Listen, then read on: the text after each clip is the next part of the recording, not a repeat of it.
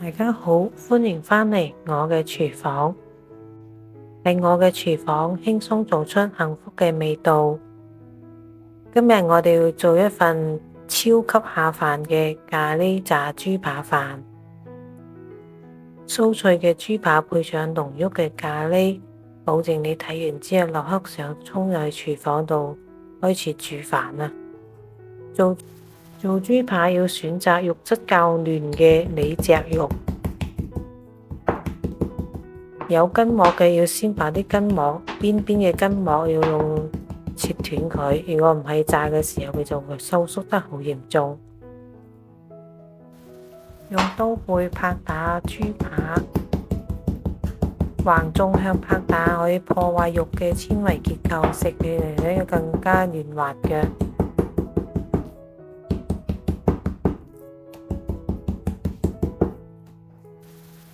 處理好嘅豬扒放喺碟裏面，而家開始醃肉，放入鹽、胡椒粉、砂糖、一粒雞蛋，同埋事先切好嘅蒜蓉，加埋澱粉，將佢沙勻。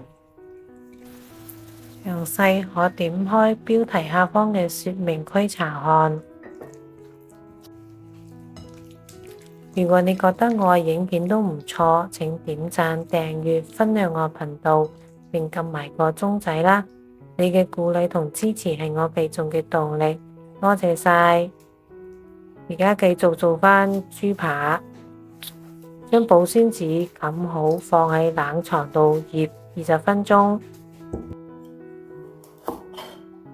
醃豬扒嘅時間，而家準備咖喱嘅經典配菜紅蘿蔔同埋薯仔。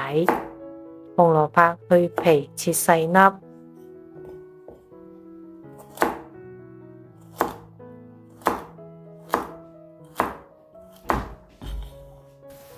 薯仔切粒，大細要比紅蘿蔔粒要稍微大啲。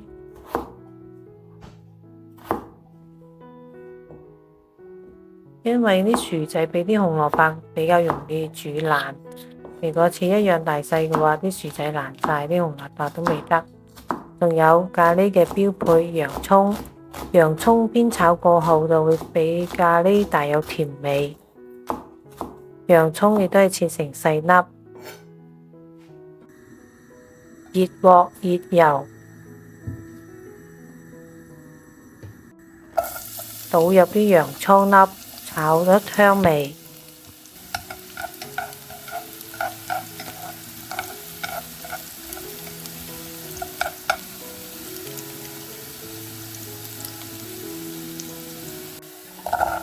之後加埋啲紅蘿蔔同埋薯仔，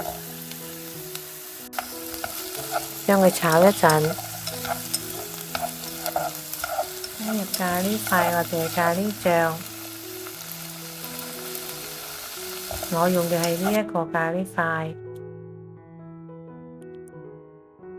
等啲咖喱塊稍微煮溶一陣，就可以加入水啦，1碗水。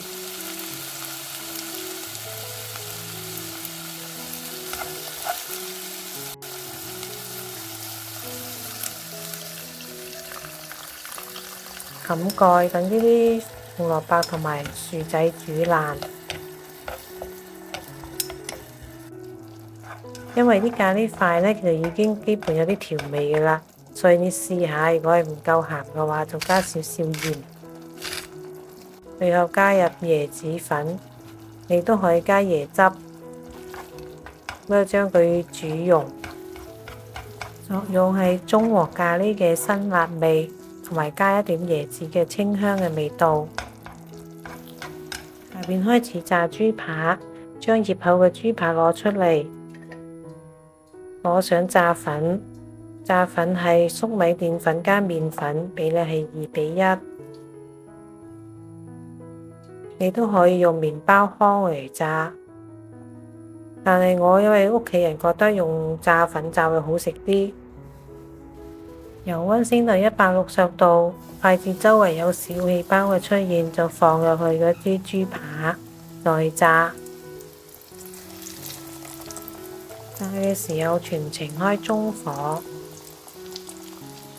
豬扒嘅厚度決定炸嘅時間。我認為熟嘅標準嘅係，當個豬扒浮起身，咁你再翻面，再炸1分鐘，就可以撈起身啦。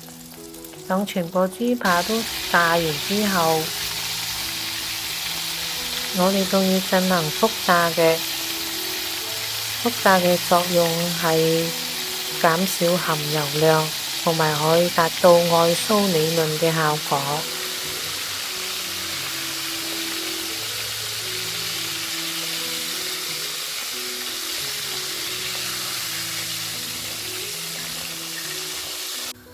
筷子周圍出現大氣泡，咁油溫就有180度左右啦。就將炸過一次嘅豬扒放入去油裏邊進行復炸。復炸嘅時間大概係30秒，你炸嘅時候自己心裏數30秒就得啦。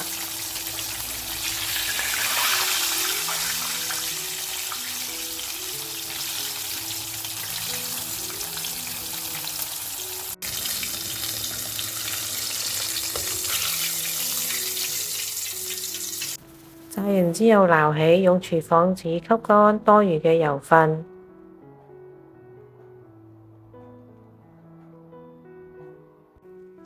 為了方便食用，將豬扒切成細塊，呢啲聲就知道好酥脆啦。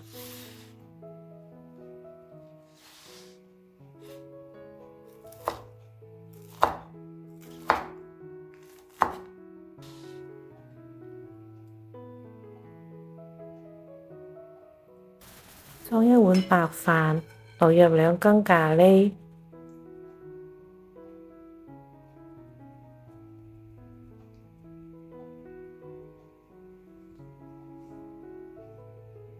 擺上2塊啱啱炸好、熱氣騰騰嘅豬扒，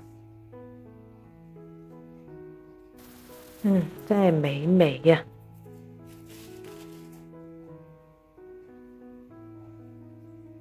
睇到呢度係咪已經開始流口水呢？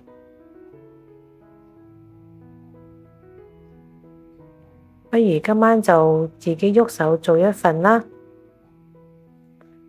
順便挑戰一下，睇下可唔可以唔加飯就將佢食晒。如果你鍾意我嘅影片，請點讚、訂閱、分享我頻道並撳埋個鐘仔啦！感謝觀看，我哋下次見啦，拜拜。